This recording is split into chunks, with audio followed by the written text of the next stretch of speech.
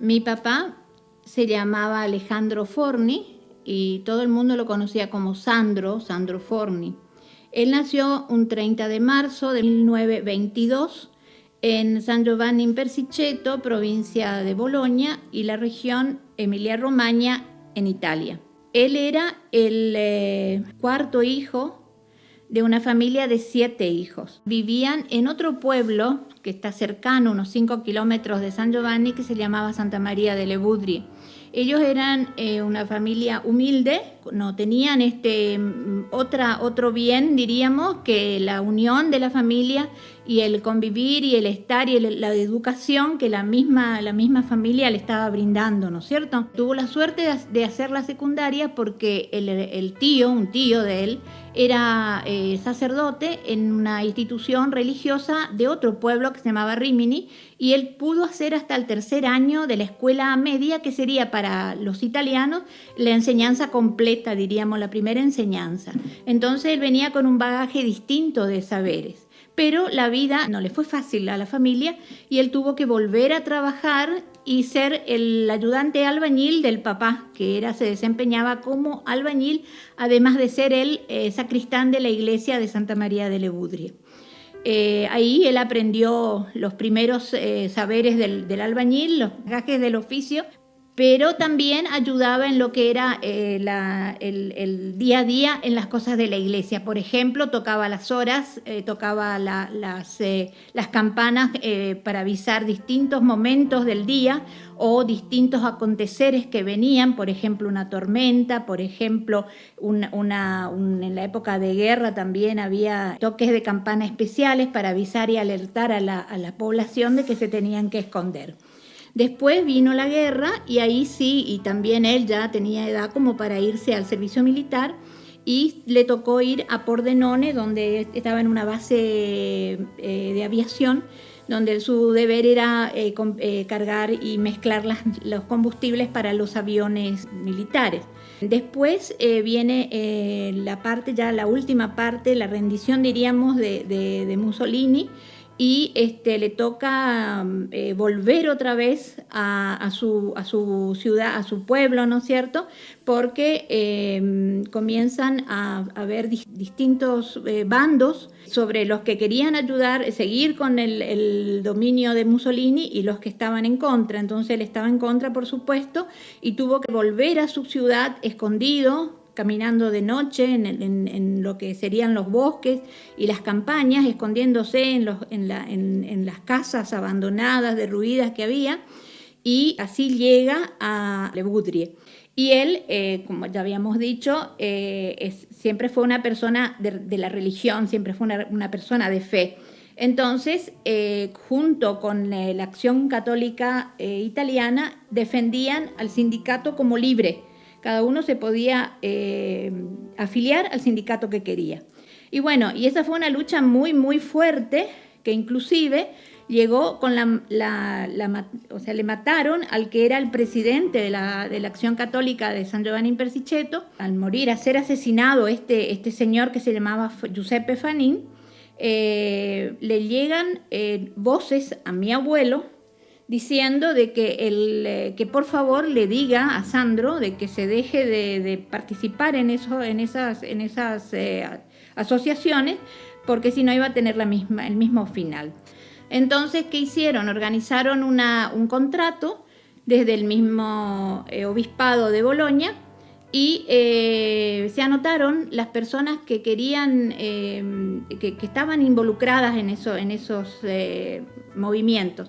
Y así es que sale desde Génova un barco aproximadamente en octubre de 1949, el barco se llamaba Protea, y venía con un cargamento de italianos a conquistar por 5 años Argentina. El lugar que se eligió sería San Nicolás, donde la empresa que los contrató, era una empresa italiana, ya tenía el contrato para hacer un galpón donde se iban a armar bicicletas.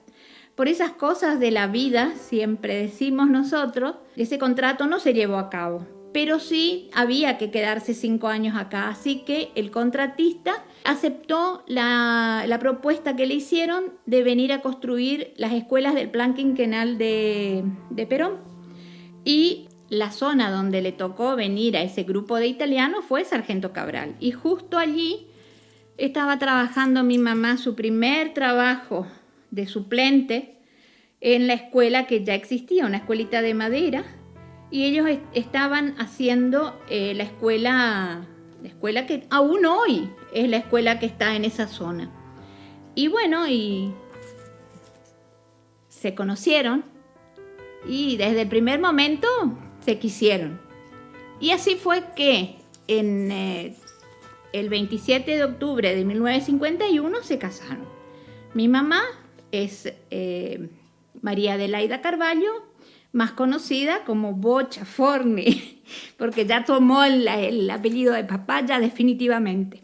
Se casaron en Apóstoles, porque era la ciudad, el pueblo donde mamá tenía la residencia, vivían los abuelos, nuestros abuelos por parte de mamá, pero ya la idea de él era venir a vivir e instalarse en Oberá. Nosotros somos muchos, fuimos naciendo, primero yo, después viene Antonella, Teresa, Mauricio, Ana María, y ese es la primer tanda, le decimos nosotros, entre comillas, de hijos. Mientras eso papá iba siguiendo con su empresa, aún no una empresa constituida todavía, formal, pero sí llevando a cabo muchas de las construcciones que hay en Oberá. Después nacen los últimos 3, que serían Enrique, Sandrito y Paula. Y bueno, ahí se completa la formación de la familia. Hay mucha diferencia de edad entre Paula y yo, hay 18 años, casi 19 años de diferencia. O sea que siempre había de todas las edades, siempre gente de todas las edades, amigos, vecinos, siempre en la casa. La casa siempre fue con el consentimiento de papá como un puerto de mar. Todo el mundo venía, todo el mundo se hacía pie, necesitaba pasar un rato tranquilo o no tan tranquilo, pero sí en compañía, y venían acá. Muchas veces amanecían tanto papá con algunos amigos y picando, conversando, acordándose de las épocas pasadas, sobre todo de las primeras épocas de Oberá, donde la verdad fueron pioneros, porque no había nada. La empresa siguió construyendo, se formalizó con el nombre de Marsam, sería Mario y Sandro, la unión de los dos nombres, y bueno, y ahí sí fue el boom de la construcción. Como ejemplo, me acuerdo que fue una gran inauguración y una cosa, pero un adelanto importante para Oberá, el Hotel Cuatro Pinos, en la avenida Sarmiento. Hay en Oberá, en cada rinconcito, aunque sea chiquito, una obra que nos hace acordar a él. Y bueno, hay una cosa que hay que rescatar. Papá fue el que construyó la torre de la iglesia. Él apiló los ladrillos, él armó los andamios, él fue el que revocó y él fue el que puso la cruz que está en la punta de la torre, junto con con 2 obreros que eran de su pequeña empresa, ¿no es cierto? Pero él fue el hombre que con su trabajo hizo la cruz. Ese es un legado que pienso que hay que rescatar y dejar, porque hoy en día la torre es el símbolo de Oberá. Bueno, ¿qué se puede decir? Donde dio la vida y donde dejó sus mejores años fue en la colectividad italiana, porque Italia era el amor de él, era su sueño, era su patria, era su vida. Fue vicepresidente en una época, cuando el señor Checo Morchio era presidente, y bueno, siempre ocupó los obreros de su empresa para armar los stands en la cancha, en el complejo. Ocupó su madera, su gente, su tiempo. Todo era ad honorem. En esta casa se amasaron kilos y kilos y kilos y kilos de harina y se estiraron metros, kilómetros de masa para hacer las lasañas. De aquí salían en su camioneta para ir a lo de Graziosetti, al horno, y de ahí al complejo. Bueno, todos trabajábamos, porque trabajábamos hijos, nietos, todos. Se vivía la fiesta, se vivía la colectividad y se vivía la italianidad. Lastimosamente la vida se nos lo llevó antes, pero nosotros, los hijos, los amigos, los que los conocieron, tenemos de él los mejores recuerdos. Fue amigo con los amigos, fue padre con nosotros y amigo a la vez.